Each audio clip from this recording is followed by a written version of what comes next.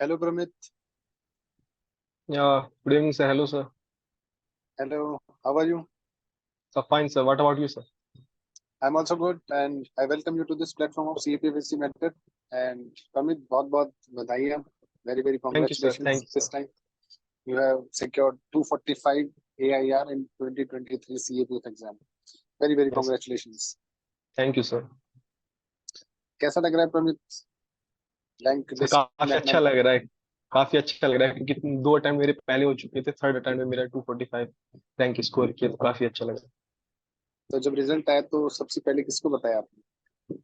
Sir मैंने सबसे पहले मम्मी को बताया और बाकी सबको तो फिर तुरंत सभी को पता चल गया था। तो कैसा माहौल था घर पे? खुश थे? क्या कैसे हाँ, एंजॉय किया? सभी काफी खुश थे बिकॉज मैंने काफी स्ट्रगल देखा है। मैंने एटलीस्ट 9 to 10 अटेम्प्ट्स दिए हैं सीडीएस और एनडीए के। तो ये काफी हम्म। देर बाद सक्सेस मिली है, तो काफी खुश थे घर वाले। तो आपके फ्रेंड सर्कल में भी हैं जो सीडीएस एनडीए देते थे फिर सीएपीएफ में आए? यस सर, मेरे कुछ फ्रेंड्स थे जिनका सीएपीएफ रिटर्न हो गया था, लेकिन वो by hard luck they couldn't clear the merit, they couldn't clear through the merit list. तो उनकी तरफ से क्या रिएक्शन आया? वो भी काफी कॉन्ग्रेचुलेट किए, काफी अच्छे से, मतलब सब कुछ काफी अच्छा, काफी खुश थे सर। अब तो बहुत अच्छी बात है कि खुशी होनी भी चाहिए। देखो, इतना लंबे स्ट्रगल के बाद में जब सक्सेस मिलती है तो बहुत ज्यादा खुशी होती है। Yes sir. तो चेहरा बहुत ज्यादा, मतलब आदमी के चेहरे पे रौनक आ जाती है जब वो जिस चीज के लिए हम लोग इतना ज्यादा कोशिश करते हैं वो एकदम से मिलती है। तो या एक बार तो बिलीव ही नहीं होता है फर्स्ट टाइम में तो कि सच में आ गया क्या यस मेरा सर, काम। सेम मेरे साथ हो। तो मैंने 2 बार चेक किया था, एक बार परमित राणा से, एक बार अपने रोल नंबर से सर। लेकिन सेम पर्सन हो। Yes sir. तो प्रमित, कैसी थी आपकी जर्नी? कितना स्ट्रगल था इसमें? सब मैंने अपनी स्कूलिंग सैनिक स्कूल लखनऊ से की है। उसके बाद मैंने उस टाइम, उसके बाद मैंने 4 एनडीए अटेम्प्ट्स दिए थे। उसके बाद 5 to 6 मैंने सीडीएस अटेम्प्ट्स दिए थे। सभी में मेरा एग्जाम क्लियर हुआ, लेकिन मैं हमेशा कॉन्फ्रेंस आउट हुआ, एटलीस्ट एक्सेप्ट 1 or 2 केसेस। तो हम्म। उसके बाद फिर मैंने सीएपी अटेम्प्ट दिए 2021 एंड 22, उसमें दोनों में मेरा रिटर्न क्लियर नहीं हुआ, लेकिन फिर फाइनली 2023 में हुआ। काफी मतलब एटलीस्ट मैंने 13 to 14 ईयर्स देखे तो। तो फिर प्रमित, सी ये सीडीएस और एनडीए एग्जाम देते थे आप, एसएसबी देते थे, तो उस टाइम पे ऐसा नहीं था कि भाई सीएपीएफ भी एग्जाम होता है, मुझे इसके लिए भी प्रिपरेशन करनी चाहिए साथ के साथ? सब मैंने ग्रेजुएशन के बाद स्टार्ट किया था सीएपीएफ की, सीएपीएफ की करना। उससे पहले मैं केवल एनडीए और सीट देख रहा था। उसके बाद मुझे पता चला कि सीएपीएफ भी एक अच्छा ऑप्शन है जो गैजेटेड ऑफिसर प्रोवाइड करना। तो मैंने सोचा कि क्यों ना इसकी की जाए, जब मेरा मेन गोल ही डिफेंस फोर्सेस ज्वाइन करना है। तो मैंने सीएपीएफ करने की तो सोची। क्या आपके फैमिली में डिफेंस फोर्सेस में ज्वाइन है क्या कोई? यस सर, मेरे अंकल है, मेरे पापा पुलिस फोर्सेज में हैं, लेकिन मेरे अंकल और बाकी सब रिलेटिव्स मोस्टली सब डिफेंस फोर्सेज में, स्पेशली आर्मी। स्पेशली आदमी में, इसलिए मतलब आपका शुरू से ही था कि भाई एनडीए या फिर यस, सीडीएस का और जाना है। काफी मेरा सैनिक स्कूल जैसा बैकग्राउंड रहा है, तो मुझे हमेशा ही आर्मी ज्वाइन करना और डिफेंस फोर्सेस ज्वाइन करना हमेशा पसंद था। नहीं नहीं, फिर जिस जिस माहौल में हम बड़े होते हैं उसी माहौल की तरफ हम लोग जाने की कोशिश करते हैं। तो यस सर। ये तो ऑब्वियस ही है। तो फिर रमित, कुछ आपको दिक्कत नहीं आई जब आपने सीडीएस से तुरंत सीएपीएफ में शिफ्ट किया? क्योंकि पैटर्न तो काफी कुछ चेंज है इसमें। पेपर 2 देख लो आप, एकदम डिफरेंट है सीडीएस एनडीएस से। तो कभी ये यस नहीं सर। है आपके कि यार मुझसे मतलब थोड़ा सा डिफिकल्ट है या फिर कुछ अलग है इसमें? सर मैंने जैसे ही 1 या 2 एग्जाम सीडीएस के क्लियर किए, रिटन एग्जाम स्पेसिफिकली, तो मुझे पता चल गया मैं इजीली सीडीएस क्रैक कर सकता हूँ रिटन एग्जाम। हम्म। उससे तुरंत ही मैंने शिफ्ट कर दिया सीएपीएफ में, और सीएपीएफ जैसे जैसे मैं करता रहा, मुझे काफी हेल्प हुई इन सीडीएस एग्जाम से। उससे मेरे मार्क्स काफी इंप्रूव हुए, सीएपीएफ में भी इंप्रूव हुए और सीडीएस में तो काफी अच्छे इंप्रूव हो गए थे। तो फिर प्रमित, एकदम पैटर्न एकदम अलग है इसमें। देखो सीएपीएफ में यस सर। Yes sir. तो फर्स्ट अटेम्प्ट आपने दिया, फिर सेकंड अटेम्प्ट दिया, तो क्या गलतियां थी जो first attempt to second attempt में आप कर रहे थे और फिर आपने एकदम से थर्ड अटेम्प्ट में सीधा मेरिट लिस्ट में आ गए? सर फर्स्ट और सेकंड अटेम्प्ट में, फर्स्ट टाइम तो मेरा सीरियस अटेम्प्ट नहीं था बिकॉज उस टाइम में काफी फोकस था सीडीएस की तरफ, वो मैंने ऐसे ही दे दिया। Second attempt was quite serious. तो सेकंड अटेम्प्ट में मैंने जो मोस्टली गलती की, वो जैसे कि मेरा background, I had physics chemistry math bio English in 12th। So I had math as well as the bio. तो मेरे पास काफी मतलब डाइवर्स था, तो उसकी वजह से मेरे पास साइंस पे काफी अच्छी पकड़ थी। लेकिन मैंने हम्म। इसको थोड़ा लाइटली ले लिया, तो मैंने ज्यादा क्वेश्चन सोल्व नहीं किए। तो मेरे उसकी वजह से सेकंड अटेम्प्ट में काफी कम स्कोर था साइंस में स्पेसिफिकली। और मेरे करंट अफेयर भी मैंने ज्यादा अच्छे से थोड़ा डाइवर्स वे में इम्प्रूव ज्यादा पढ़ा नहीं उनको। तो जैसे सीडीएस से थोड़ा लगा हुआ था ना कि केवल लाइन टू लाइन आते हैं, उस टाइम थोड़ा हम्म। बिल्कुल पैटर्न चेंज हो गया। तो थोड़ा उधर भी मुझे थोड़ा प्रॉब्लम आई। तो फिर सीएपीएफ में जैसे कि आपका बैकग्राउंड फिजिक्स केमिस्ट्री मैथ्स रहा था, तो फिर देखो सीडीएस में तो इतनी ज्यादा डेप्थ में तो हम लोग पढ़ाई करते नहीं है, क्योंकि हमारा यस नॉर्मली मैथमेटिक्स से हमारा पेपर क्लियर हो जाता है, हमारा इंग्लिश से पेपर क्लियर हो जाता है। लेकिन सीएपीएफ में मेनली ह्यूमैनिटीज सब्जेक्ट पढ़ने पड़ते हैं हम लोग। तो यस। इसमें कोई दिक्कत नहीं आई फिर आपको, क्योंकि बैकग्राउंड से एकदम डिफरेंट। नहीं सर, दिक्कत आई वो क्योंकि मैं एनडीए से, एनडीए में भी हमने यही पढ़ा है, पॉलिटी पढ़ते थे, ज्योग्राफी पढ़ते थे। तो लेकिन हमारे ट्वेल्थ का सिलेबस नहीं था, ग्रेजुएशन का भी मेरा सिलेबस नहीं था। बट हम पढ़े हैं जस्ट फॉर एनडीए के लिए भी पढ़े हैं, सीडीएस के लिए भी पढ़े हैं। तो उससे थोड़ा कंटिन्यूटी बनी रही, तो सीएपीएफ में इतनी प्रॉब्लम नहीं आई जितनी आनी चाहिए थी अगर मैं एनडीए और सीडीएस गो थ्रू नहीं करता था। अच्छा अच्छा। तो फिर जो आपके लास्ट अटेम्प्ट थे यस सर। उसमें आपने स्कोर चेक किया होगा, कितना स्कोर था? सर मेरा, मैंने काफी एक दो कोचिंग इंस्टीट्यूट से मिलाया था, उसमें मेरा 158 बन रहा था। पिछले लास्ट अटेम्प्ट्स में, twenty one no sir, twenty two last में? टाइम लास्ट 21-22 में मेरा अराउंड 140 था, और दिस अटेम्प्ट में 158 मार्क्स थे मेरे। अच्छा, इस अटेम्प्ट में 158 मार्क्स थे। ये ऐसा कोचिंग इंस्टीट्यूट के थ्रू, और जो ऑफिशियल डिक्लेयर हुआ है 2021 और 22 का, उसमें मेरे हम्म। 140 और 142 ऐसे बने हैं सर, मैं एग्जैक्ट नहीं बता सकता। तो इस बार आपने कितने क्वेश्चन अटेम्प्ट किए थे पेपर वन में? सर इस बार मैंने 114 अटेम्प्ट किए थे। 125 में से 114 क्वेश्चन अटेम्प्ट किए थे आपने? Yes sir. जी, बहुत अच्छा अटेम्प्ट किया आपने इसका मतलब। और एक्यूरेसी का भी ध्यान रखा फिर तो आपने, हाँ वन सर, सिक्सटी मुझे के आसपास आप बता रहे हो तो। जैसे मैं जैसे मैं कोचिंग इंस्टीट्यूट्स के भी लगाता था मॉक टेस्ट, मैं दो पहले भी अटेम्प्ट दे चुका था। मुझे ये समझ में आ चुका था मेरी एक्यूरेसी लेवल इतनी अच्छी नहीं है बाकी लोगों की तरह। मेरे हमेशा ही 25 से 30 गलत होने ही है। तो मैंने सोचा कि क्यों ना अपने अटेम्प्ट बढ़ा दिए जाए जब इतने गलत ही हो रहे हैं, तो उसकी वजह से मुझे इस बार काफी हेल्प मिली। ये आपने स्मार्टली सोचा कि यस सर। 25-30 तो गलत हो ही रही है, तो और मैं बढ़ा दूं, तो आपने अटेम्प्ट बढ़ा दी। 114-15 अटेम्प्ट किए, चलो। सर इस बहुत बार अच्छी मैंने बात थोड़ा है। ज्यादा इस बार मैंने थोड़ा ज्यादा रिस्क भी लिया। पहले मैं जहां पर दो ऑप्शन एलिमिनेट हो जाते थे कि मैं उसी को लगाता। इस बार मैंने क्या सोचा, अगर एक भी ऑप्शन एलिमिनेट कर देता हूँ मैं, तो मैं अटेम्प्ट करूंगा उस क्वेश्चन को। उसी की वजह से जो मैंने 11 क्वेश्चन छोड़े थे उनमें से 10 केवल और केवल मैथ्स के थे, क्योंकि इस बार थोड़ी मैथ्स लेंदी आ गई थी। और बाकी इस सब बार मैंने पूरा मैथमेटिक्स अटेम्प्ट किया थोड़ा था। सा, यस सर। इस बार थोड़ा सा लेंदी था। थोड़ा सा लेंदी। बहुत टाइम लग रहा था मुझे। मैं यस सर। ये देखा, मैंने काफी सारे एस्पिरेंट से भी सुना। तो चलो, ये तो रह गई भाई, मैथ्स की बात रह गई थोड़ा सा, लेकिन अटेम्प्ट आपने काफी अच्छे कर दिए। 114 क्वेश्चंस आपने यस अटेम्प्ट सर। किए, बहुत अच्छी बात है। और पहले वाले प्रीवियस अटेम्प्ट्स में भी आपके मार्क्स इतने कुछ खराब नहीं है, बढ़िया मार्क्स हैं। फिर आपके पेपर टू में ही कहीं ना कहीं कमी रही होगी। अच्छा, मेरे 2021 और 22 में दोनों में एग्जैक्ट मार्क्स आए थे, वो थे 76 मार्क्स इन पेपर टू। तो मुझे लगता अच्छा। है कि 76 की वजह से नहीं क्लियर हो पाया मेरा। तो फिर पेपर टू में ही कहीं ना कहीं जो है कमी रह रही थी दो यस सर। अटेम्प्ट्स में। तो इस बार क्या यस लगता सर। है आपको, क्या रहेगा पेपर टू का इस एग्जाम? बार मैंने सर काफी मेहनत की थी पेपर टू के ऊपर, काफी टेस्ट सीरीज ज्वाइन की थी, आपकी इंस्टीट्यूट की भी टेस्ट सीरीज ज्वाइन की थी, और एक दो बाकी भी ज्वाइन की थी। और मेरे कुछ फ्रेंड सर्कल्स थे जो हम सेम सीपीएफ की प्रिपेयर कर रहे थे, तो हम आपस में लिखते थे, चेक करते थे आपस में पूरा का पूरा टेस्ट, तो उससे काफी हेल्प मिली। तो सीएपीएफ एसी मेंटर की टेस्ट सीरीज आपने ज्वाइन करी थी? यस सर, लास्ट ईयर मैंने 2023 के लिए मैंने ज्वाइन की। तो पेपर टू में सीएपीएफ एसी मेंटर की टेस्ट सीरीज ने कितना हेल्प किया आपको? जो फीडबैक जो हमारी फैकल्टी जो प्रोवाइड करती है पेपर टू में, एकदम डिटेल फीडबैक रहता है, तो कितनी हेल्प हुई टेस्ट सीरीज से आपको? सब मुझे लगता है काफी एक्सपीरियंस फैकल्टी थी, तो उनकी वजह से मुझे पता चला मैं क्या क्या मिस्टेक कर रहा हूँ।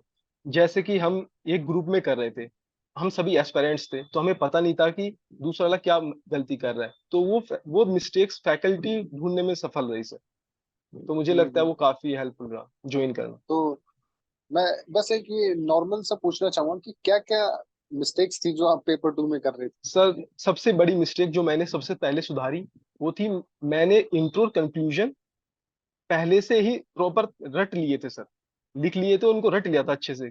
जैसे ही ये आएगा, हम्म। कुछ थीम्स होती है जैसे विमेन हो गया, इंटरनल सिक्योरिटी हो गया, एग्रीकल्चर हो गया, कुछ 7 to 8 थीम्स है, उनके मैंने जनरल वे में इंट्रो कंक्लूजन तैयार कर लिए थे। मैं हर एसे में, हर पेपर में, her even the coaching institute में भी मैं चेंज नहीं करता था, मैं भी सेम लिखता था। तो लास्ट में जब मैं उधर गया, मुझे जल्दी टाइम ही नहीं लगा कुछ सोचने के लिए, तुरंत मैंने लिख दिया, उससे काफी मेरा टाइम बच गया।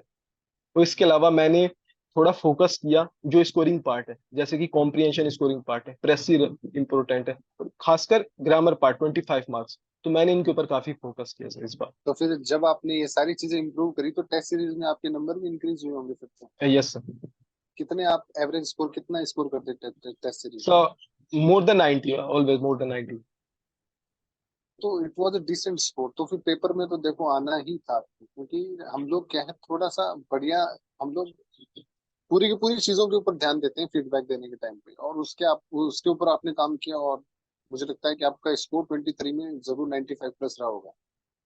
यस सर, होप बाकी सो। मार्कशीट आएगी तो देखते हैं बाकी। खैर सिलेक्शन तो हो गया, अब चाहे कितने मार्क्स आए। तो फिर आप ये बताओ कि पेपर 2 के अंदर है, ऐसे में आपने क्या चीज फॉलो करी है और ज्यादा इसको इम्प्रूव करने के लिए? क्योंकि हम लोग क्या है, हर एक एस्पिरेंट ढूंढता है कि पेपर 2 में हम लोग दूसरे एस्पिरेंट से एज ले। तो क्या आपका वो पॉइंट था जहां पर आपको लगता है कि मुझे वहां पर एज मिली है आपको, मतलब आर्गुमेंट राइटिंग में भी, रिपोर्ट में भी, और ऐसे में? सर सबसे पहले जैसे ही मैं हेडलाइन पढ़ता था, जो भी क्वेश्चंस पूछा गया उसको मैं डिवाइड कर लिया करता था लाइन से। कोई भी पॉइंट, उसको 2 या 3 टॉपिक की जो मेन होते हैं उसी के ऊपर हमें ऐसे लिखना होता है, सबसे पहले उसको लाइन किया, जिससे हमारा पूरा फोकस उसी पे चला गया। उसके बाद मेरा पहले से ही प्री प्लान कंक्लूजन और इंट्रो हमेशा तैयार रहता था, तो उसको लिखना। उसके बाद मैंने प्रॉपर स्ट्रक्चराइज फॉर्म में लिखा है पूरा ऐसे। ऐसे नहीं कि मैंने रैंडम इधर उधर से, जो सब पहले मैं गलतियां करता था वो ये करता था कि इम्पैक्ट एक पहले वाले में डाल दिए पैराग्राफ में, इम्पैक्ट दूसरे फिर दूसरे पैराग्राफ में डाल दिए, तो उससे फिर मैंने क्या क्लब करना स्टार्ट कर दिया सारी डेटास को। उसके बाद फिर मैंने गवर्नमेंट इनिशिएटिव्स एक पेज पे लिख लिए। अगर विमेन से रिलेटेड आएगा तो मैं गवर्नमेंट इनिशिएटिव्स ये डालूंगा डायरेक्ट उधर। एक 2 3 4 पेज का मैंने बना लिया क्रिस्प नोट्स, पेपर 2 के लिए भी। तो वो मुझे काफी हेल्पफुल है सर उसमें। और रिवीजन भी फिर आपने उन्हीं नोट से किया होगा पेपर 2 का? हाँ सर, वो बिल्कुल मुझे अच्छे से मतलब दिमाग में बैठ चुका था कि ये मुझे लिखना है, तो मुझे ज्यादा टाइम नहीं लग रहा था उधर सोचने में। तो फिर एकदम मतलब जो टाइमिंग है पेपर 2 को कंप्लीट करने की, वो भी आपकी काफी अच्छी जो है इससे हुई होगी, जो आप यस सर, क्रिस्पी नोट्स बता रहे हैं ना उस हिसाब क्योंकि से। सर 2021 में भी और 22 में भी, 21 तो सीरियस नहीं था तो उसमें मैं ज्यादा इतना कुछ ज्यादा इसको मैंने एनालाइज नहीं किया। 2022 में मुझे क्या इशू आया कि मेरे 1.5 ऐसे मतलब 1.5 ऐसे छूट छूट गए थे, लिखते लिखते टाइम नहीं बचा था। तो फिर मैंने 2023 में सोचा कि नहीं, ऐसे बिल्कुल टाइम से पहले कंप्लीट करना है। तो मैं जब टेस्ट सीरीज देता भी था तो अपना टाइमर सेट करता था मैं, ना कि 3 घंटा, 2 घंटे 52 मिनट या 2 घंटे 55 मिनट, मुझे कम हम्म। से कम 5 मिनट छोड़ देना है उसी के लिए सर। तो मैं उसी से मुझे थोड़ा प्रैक्टिस हो गई था। अच्छा अच्छा, तो फिर टाइमिंग का बहुत बड़ा रोल होता है देखो, कि पेपर 2 जो है एकदम टाइम पे कंप्लीट हो जाए, क्योंकि काफी सारे एस्पिरेंट्स क्वेश्चन छोड़ ही देते हैं, एक या दो क्वेश्चन छोड़ के आ ही जाते हैं। तो खाली यस सर। छोड़ेंगे तो कुछ भी नहीं मिलेगा, अगर कुछ लिख के आ रहे हैं तो कम से कम आधा, 1 नंबर 2 नंबर कुछ तो मिलेगा आपको, ताकि उससे यस थोड़ी सर। बहुत तो हेल्प मिलती है उससे। तो ये बहुत ही अच्छा था आपका। और ग्रामर पार्ट पे आपने फोकस किया, कॉम्प्रिहेंशन ये सबसे ज्यादा स्कोरिंग है, तो इस पे आपने यस सर। जरूर फोकस किया होगा। हाँ, तो ये यस तो सर। है ही। फिर आप पेपर 1 की अगर अपन बात करें, तो पेपर 1 की क्या स्ट्रेटेजी रही आपकी? क्या नोट्स बनाए थे, किस हिसाब से, क्या पेपर 1 में आपने फॉलो किया? सर रिगार्डिंग द नोट्स, मैंने केवल और केवल नोट्स जो मैंने एनसीईआरटीज पढ़ी है केवल उन्हीं के बनाए थे। जो स्टैंडर्ड बुक्स थे उनके मैंने नोट्स नहीं बनाए थे, क्योंकि वो काफी बल्की हो जा रहा था। जैसे लक्ष्मीकांत है, हम्म। मुझे लगता है लक्ष्मीकांत के नोट्स बनाना कुछ ज्यादा अच्छी नहीं है। जिनको पसंद है खुद के नोट्स बनाना, खुद को पढ़ना, उनके लिए काफी अच्छा है, मुझे ये पसंद नहीं था। तो मैंने उधर ही हाईलाइट कर लिया था, तो उधर से मैं पढ़ता था हमेशा। जितनी बार भी मैं रिवाइज किया वो केवल और केवल बुक से रिवाइज किया। जैसे कि ज्योग्राफी आ गया, मैंने 6 to 12 पढ़ी है ज्योग्राफी, तो मैं उसके प्रॉपर नोट्स बनाया हुआ था। 11 12 के मैं नोट्स इसलिए नहीं बनाया था क्योंकि 11 12 की ज्योग्राफी काफी बहुत इंपॉर्टेंट है, उसके हर पॉइंट इंपॉर्टेंट है, तो मैं उधर ही हाईलाइट कर लिया करता था, उधर ही लिख लिया करता था। अगर कुछ ऐड ऑन करना होता है, मैं कुछ पेज चिपका लिया करता था उधर ही, तो उसी में सब कुछ ऐड करता रहता था। अगर अपन पर्टिकुलर सब्जेक्ट्स की बात करें, कि जैसे कि साइंस की बात करता हूँ मैं, तो आप बोल रहे हो साइंस में आपकी पकड़ अच्छी थी, तो जिन एस्पिरेंट्स को थोड़ी सी दिक्कत आती है साइंस को पढ़ने में, कवर करने में, तो उनके लिए क्या सजेशन है आपने क्या फॉलो किया था भाई? आपकी तो पकड़ ठीक थी, लेकिन फिर भी क्या सोर्सेज थे, किस हिसाब से हैंडल किया? सर मैंने केवल दो ही सोर्सेज फॉलो किए थे, first NCERT and the second is previous year question papers. NCERTs को मैंने 6 to 10 proper line to line पढ़ा, उनके प्रॉपर नोट्स बनाए मैंने अच्छे से। और 11th 12th मैंने कुछ सिलेक्टिव चैप्टर्स है केवल उन्हीं को पढ़ा, उनके खुद के नोट्स बना लिए मैंने। तो उसकी वजह से प्रीवियस ईयर क्वेश्चन पेपर ने मुझे थोड़ा डायरेक्शन दे दी कि मुझे इस वे में पढ़ना है, इस वे में अटेम्प्ट क्वेश्चन करने हैं। तो मेनली टू ही सोर्सेज थे सर साइंस के लिए। और हिस्ट्री के लिए? सर हिस्ट्री के लिए मैंने मॉडर्न, एंशियंट और मिडवेल के लिए थीम्स इंडियन हिस्ट्री और डिवाइडेड पार्ट 1 पार्ट 2 पार्ट 3 वो पढ़े मैंने सर। मॉडर्न के लिए स्टैंडर्ड बुक में मैंने पढ़ा, क्या आप बता स्पेक्ट्रम सकते वाले? हैं सर? हाँ spectrum, sorry sir, spectrum spectrum मैंने अच्छा। पढ़ी। और मिडवेल के लिए मेरे पास खुद के नोट्स थे जो मैंने सीडीएस टाइम में बनाए थे, तो मैं उन्हीं उन्हीं को फॉलो करता था सर। इसके अलावा मैंने हिस्ट्री पे ज्यादा फोकस भी नहीं किया, क्योंकि मैं ये देख चुका था लास्ट टाइम में हिस्ट्री को कितना ही पढ़ लो उसमें से 40 to 50% ही आने हैं। तो हम्म। मुझे ज्यादा वर्थ इट नहीं लगा उनको बार बार पढ़ना, तो मैं एक दो बार पढ़ा, जितने आए क्वेश्चन उन्हीं को सर फिर। हिस्ट्री को टाइम, मतलब हिस्ट्री को जितना ज्यादा टाइम दे रहे हैं, इसका मतलब we are wasting our time. Yes instead sir. Of that we could focus on दो subjects which are scoring.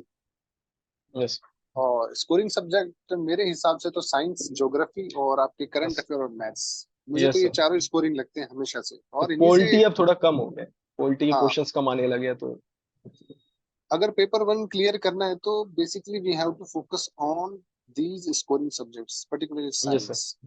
Around absolutely. 28 questions are coming from science.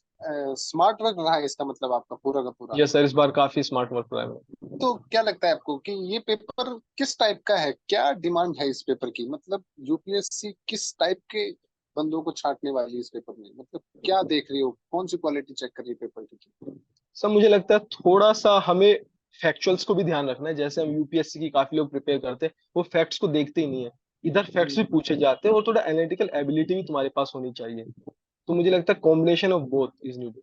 हाँ, और फिर साथ के साथ में जिस हिसाब से एनडीए और सीडीएस में एसएसबी इंटरव्यू होता है, वो इसमें है यस। नहीं। तो यस सर। तो मुझे आप ये बताओ कि आपने इतनी बार एसएसबी इंटरव्यू दिए हैं, तो वो जो इंटरव्यू है और जो यूपीएससी का जो फर्स्ट टाइम एक्सपीरियंस किया आपने, क्या आपको अलग लगा इन दोनों एग्जाम्स में? क्योंकि रिटन एग्जाम की तो अपन ने बात कर ली, काफी अलग यस है, सर। लिखने का पैटर्न है पूरा। और इंटरव्यू में क्या अलग है, आपको क्या लगता है? दोनों का इंटरव्यू काफी अलग है, दो बस सिर्फ नाम ही इंटरव्यू है सेम। लेकिन सर इन सीडीएस और एनडीए के जो मैंने इंटरव्यू दिए एसएसबी, उसमें फोकस होता है family background, your personal background, your friends background, तुम कैसे उनसे इंटरेक्ट होते हैं, तुम्हारा कैसा इंटरेक्शन है फैमिली मेंबर से, उधर ये ज्यादा फोकस होता है। उधर तुम करंट अफेयर पढ़ के जाओ या ना जाओ, मतलब ज्यादा इंपैक्ट नहीं करता, इंपैक्ट करता है लेकिन ज्यादा नहीं करता है। मुझे लगता है मुझसे सिर्फ एक या दो बार ही करंट अफेयर से कुछ क्वेश्चन पूछे गए out of 8 to 10 interviews of SSB से। यहाँ पर सर मेरा इंटरव्यू ही स्टार्ट करंट अफेयर से हुआ था। उन्होंने मुझसे सबसे पहले ही घुसते पूछा, tell me something about Chaudhary Charan Singh. Recently उन्होंने भारत रत्न मिला है, तो उन्होंने मेरा सबसे पहले ही क्वेश्चन था। उसके बाद उन्होंने यूसीसी के बारे में पूछा मुझसे, जो मणिपुर वायलेंस के बारे में पूछा। केवल और केवल मेरा करंट बेस्ड ही इंटरव्यू चला था सर। मैंने प्रिपेयर किया था पूरा डेफ कि ये मुझसे पूछे जाएंगे लाइक एसएसबी, मुझसे कुछ नहीं पूछा गया, केवल करंट और करंट अफेयर पूछा गया। तो मुझे लगता है कि ये काफी बड़ा डिफरेंस रहा।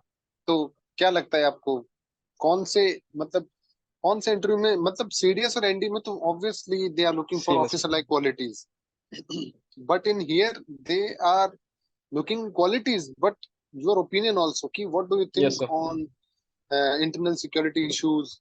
Because army, navy, air force personals, they serve only for national threats, but here you are serving in internally. Yes sir, you also dealing the people as well as Yeah. Tackling the तो security problem. तो क्या लगा, किसमें ज्यादा मजा आया, CDS और NDA वाले एसएसबीज में, या फिर यूपीएससी का इंटरव्यू? नहीं सर, मुझे लगा दोनों ही काफी अच्छे हैं। इधर थोड़ा माहौल थोड़ा ज्यादा अच्छी फीलिंग आ रही थी, जैसे यूपीएससी में मैं गया कि काफी हाइप था कि ऐसे होता है ऐसे होता है, तो उधर थोड़ा अच्छा लगा। लेकिन उधर तो काफी 5 दिन की प्रोसेस होती है, तो आदमी कूल डाउन हो जाता है, इधर वो टाइम नहीं मिल पाता। और फिर बचपन से हम लोग जब पढ़ाई करते हैं तो ये भी सुनते रहते हैं कि यार आईएएस का इंटरव्यू यूपीएससी के बोर्ड लेता है, तो हाँ सर, हम ये उसी काफी बोर्ड के बड़ा। सामने जा रहे हैं, तो वो फीलिंग कैसी थी कि हाँ भाई मैं यूपीएससी का इंटरव्यू देने जा रहा हूँ? हाँ सर, यही सबसे बड़ी फीलिंग थी, क्योंकि पहले एसएसबी में दे चुका था, तो मुझे उनसे थोड़ा जान चुका था कि हाँ ये प्रोसेस होती है, मुझे ज्यादा इश्यू नहीं आता था। लेकिन जब मैं इधर गया तो शुरुआत में थोड़ा बहुत नर्वस हो रहा था। जैसे मैं अंदर घुसा, मैं सबसे बड़ी बात, मैं अपने कोट के बटन अनबटन करना भूल गया, मैं ऐसे ही बैठ गया नर्वस की वजह से। तो ये काफी सर, तो मतलब थोड़ा काफी इशू, तो थोड़ा फिर अलग था सर इसका। इंटरव्यू आपका अच्छा गया, कितने एक्सपेक्ट कर रहे हो आप फिर इस बार इंटरव्यू में? सर मेरा इंटरव्यू ठीक ठाक गया, ज्यादा अच्छा भी नहीं गया। अगर ज्यादा अच्छा गया होता तो मुझे लगता है मेरे रैंक और भी अच्छी आती, क्योंकि मेरे पेपर वन में मार्क्स काफी अच्छे थे। तो इंटरव्यू मुझे लगता है अराउंड 80 के मार्क्स आए, आ रहे आ चुके आए, 80 to 90। आपको ऐसा कैसा लग रहा है, मतलब कोई कुछ ऐसा इंसिडेंट इंटरव्यू में जिससे की वजह से आपको ऐसा लग रहा है कि इंटरव्यू में कम मार्क्स आए आपके? हाँ सर, जो चेयरमैन सर थे उन्होंने मुझसे क्वेश्चन पूछे थे, लैंड लैंड फ्रेगमेंटेशन हो गया, लैंड रिफॉर्म्स हो गया, मुझे लगता है मैं वो सही से टैकल नहीं कर पाया। तो उसकी वजह से थोड़ा चेहरा थोड़ा देखने में लग जाता है ना, सामने वाला इंटरेस्टेड नहीं है, तो मुझे थोड़ा सा हल्का वो खटका उधर की। तो कितनी देर चला था आपका इंटरव्यू लगभग? मेरा अराउंड 20 मिनट्स है। Around 20 fifteen to twenty minutes minute 15 to 20 minute. Same like SSB में भी कई बार 10 मिनट ही इंटरव्यू चलता है, नहीं तो कई बार एक एक हाँ घंटे तक सर, बट इंटरव्यू लेकिन एसएसबी में तो 45 मिनट तो एवरेज रहता है इधर तो। चलता है। चलो बहुत ही अच्छा है तो कि आपने फर्स्ट टाइम जो है इस बार यूपीएससी का इंटरव्यू देने का मौका मिला और आप क्लियर भी कर गए, दूसरी बार देने का मौका ही नहीं लगा। इस बार तो yes sir. Now you have secured all India rank. Now you will be serving assistant commandant in any of the forces. So yes sir. आप ये बताओ कि कौन सी फोर्स डिजर्व कर रहे हो आप, कौन सी एक्सपेक्ट कर रहे हो कि इस रैंक पे मुझे ये वाली पोस्ट मिल जाएगी, और कौन सी चाहिए आपको personally? Which force do you like? Sir मुझे ऐसा कोई भी शुरुआत से, टू बी वेरी फ्रैंक, मुझे ऐसा कुछ नहीं था कि मैं सीएसएफ ज्वाइन करना चाहता हूँ। तो मेरी फर्स्ट सीएसएफ प्रेफरेंस थी। वो मैंने काफी दोस्तों से पूछा, उन्होंने कहा सीएसएफ काफी अच्छे। मैं कह लो चलो सीएसएफ फर्स्ट प्रेफरेंस डाल देते हैं। लेकिन पर्सनली जैसा मैंने सीडीएस एनडी के थ्रू, मुझे थोड़ा एडवेंचर एक्टिविटीज पसंद थी। तो मुझे कोई भी मिल जाए, बस मुझे असिस्टेंट कमांडेंट बनना था, कुछ भी मिल जाए। तो अभी क्या मुझे लग, लगता है आपको कौन सी मिल सकती है आपको रैंक को सर देखते हुए? इसका मैं कुछ नहीं कह सकता मुझे कौन सी मिल सकती है सर। क्योंकि देखो सीआईएसएफ तो चलो ठीक है, अगर लक हुआ तो मिल सकती है, बाकी मुश्किल है सीआईएसएफ तो नहीं सर, नहीं सीआईएसएफ मिलेगी। के अलावा कौन सी फोर्स एक्सपेक्ट कर, कौन सी फोर्स को आप रेफरेंस में रखना चाहोगे कि यार मुझे ये मिल जाए?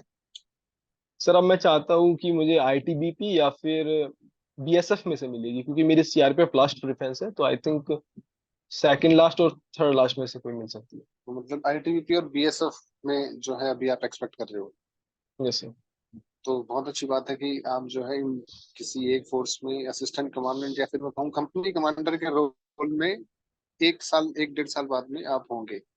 तो यस सर। बहुत अच्छी बात है कि थर्ड अटेम्प्ट में जो है आपने तुरंत जो है पेपर क्लियर कर लिया। जैसे कि आप बता रहे हो फर्स्ट अटेम्प्ट में तो आप सीरियस थे ही नहीं, यस सर। तो बहुत अच्छी बात है। और फिर से हम आपको कॉन्ग्रेचुलेशन देना चाहेंगे। और thank you sir, thank you. Ramit एक चीज और मैं पूछना चाहूंगा कि लास्ट मोमेंट टिप्स जरूर बताओ आप, क्योंकि अभी देखो बहुत कम टाइम रह गया है, 15 दिन के आसपास, 15 16 दिन के आसपास रह गए। तो क्या आप क्या सोचते हो इस टाइम जो है एस्पिरेंट्स को किस चीज पे ज्यादा फोकस करना चाहिए, क्या जो लास्ट मोमेंट टिप्स है वो आप देना चाहोगे? सर लास्ट मोमेंट टिप जो मैंने फॉलो की थी, मैं वही बताना चाहता हूँ। मैंने लास्ट मोमेंट पे कोई भी कोचिंग सीरीज की टेस्ट सीरीज नहीं, क्वेश्चन सोल्व नहीं किए थे। क्योंकि जो कोचिंग टेस्ट सीरीज जो बनाती है, जो यूपीएससी क्वेश्चन बनाते हैं, काफी डिफरेंस होता है। तो हमें थोड़ा यूपीएससी की तरफ टिल्ट करना है अपना माइंड। तो मैं कहता हूँ कि केवल और केवल प्रीवियस ईयर क्वेश्चन फॉलो करो। यूपीएससी प्रीलिम्स की करो, सीआईएसएफ एलडीसी की करो, सीडीएस की करो, और सीपीएफ की तो करनी है सर। ये चार मैं सजेस्ट करना चाहता हूँ। इसके अलावा जिन्होंने शॉर्ट नोट्स बनाए हैं, वो उनको पढ़ो, डेली पढ़ो, आधा आधा, मतलब सिर्फ उसी पे फोकस रखो, शॉर्ट नोट्स पे। अब कुछ भी एक्स्ट्रा नहीं पढ़ना है, केवल और केवल रिवीजन करना है। और इस टाइम पे जो हमें फोकस करना चाहिए, वो करना चाहिए करंट अफेयर पे और मैथ्स पे और ग्रामर का जो पोर्शन 25 मार्क्स का जो आता है पेपर टू में। मुझे लगता है क्योंकि काफी स्कोरिंग है इस टाइम पे, ये कम टाइम में भी ज्यादा मार्क्स दे सकता है। तो रिवीजन और current affair, math and well grammar for the paper two, ये इन पे फोकस करना चाहिए। रिवीजन तो सबसे ज्यादा जरूरी इस टाइम पे। Yes sir. और वही बात मैं फिर से कहूंगा एस्पिरेंट्स को, मैं भी, कि थोड़ा सा फोकस ज्यादा उन सब्जेक्ट्स पे करो जो आपको प्रोबेबिलिटी, जिनकी प्रोबेबिलिटी ज्यादा है क्वेश्चंस आने की, ना यस कि सर। ऐसे सब्जेक्ट्स पे जैसे कि हिस्ट्री और इकोनॉमिक्स जहाँ से क्वेश्चंस एक तो कम आते हैं, ऊपर से you can not predict which kind of question you are going to face in examination. जैसे अपना सो शेड्यूल ऐसे बनाओ कि पहले शुरुआत के, जैसे अगर 15 दिन बचे हैं तो शुरुआत के 3 दिन हिस्ट्री पढ़ो, उसके बाद 2 दिन इकोनॉमिक्स, जो बाकी बचे 10-11 दिन उसमें बाकी ले सकते हो। क्यों? क्योंकि जितना लास्ट तुम जो चीज पढ़ोगे उतना अच्छे से तुम्हारे माइंड में रहेगा। जैसे मैं फॉलो करता था सर, मैं हिस्ट्री पहले पढ़ लिया क्योंकि मुझे पता है एटलीस्ट अगर मैं पढ़ा होगा तो मैं 1-2 क्वेश्चन अटेम्प्ट कर सकता हूँ। तो पहले हिस्ट्री पढ़ लो, इकोनॉमिक्स पढ़ लो, जो सबसे इंपॉर्टेंट वो सबसे लास्ट में रिवाइज करो उनका, जिससे वो ज्यादा देर तक आपके दिमाग में रहे। हाँ, लास्ट टाइम तक आपको पेपर में जो सब्जेक्ट्स थोड़ा स्ट्रांग भी है, जहाँ से ज्यादा इंपॉर्टेंस है, वो लास्ट में पढ़ने से फायदा है, क्योंकि रिटेन थोड़ा सा ठीक ठाक रहेगा और ये सर। सब्जेक्ट्स के मुकाबले। तो ये तो बहुत अच्छी बात है, और ऐसा ही करना चाहिए देखो एस्पिरेंट्स को इस टाइम। और बेस्ट ऑफ लक कि थैंक यू सर। आप जो है नेक्स्ट किसी कोई भी एक फोर्स में जो है नेक्स्ट सर्विंग असिस्टेंट कमांडेंट होने वाले हैं, उसके लिए many many congratulation from CAPF AC mentor, and thank you sir. Thank you very much for joining us. Thank you sir. Thank you for inviting me, sir. Thank you, thank you.